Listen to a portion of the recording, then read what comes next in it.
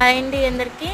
ఎంతో టేస్టీ అయిన గోంగూర రోటి పచ్చడి అయితే చేసి చూపిస్తున్నాను. మా మమ్మీ చేసింది. నిన్న మమ్మీ వాళ్ళ ఇంటికి వెళ్ళామని మమ్మీ అయితే చేసి చూపించింది.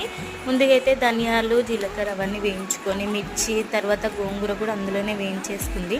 అన్నీ పక్కన పెట్టేసుకున్నాక రోలు శుభ్రం చేసేసుకొని ఇంకా దంచడం అవి అయితే స్టార్ట్ చేసేసింది. పచ్చడి కోసం అయితే అన్నీ ఒకదాని తర్వాత ఒకటైతే స్టార్ట్ చేసేసింది. ఇలా మీరు కూడా ట్రై చేయండి తప్పకుండా ఇంట్లో.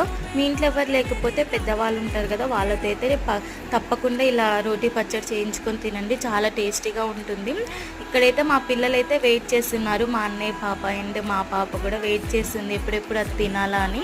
ఆగలేక మధ్యలో ఒకసారి టేస్ట్ కోసం అని కొంచెం అయితే నాకు చూపించింది మా మమ్మీ అయితే.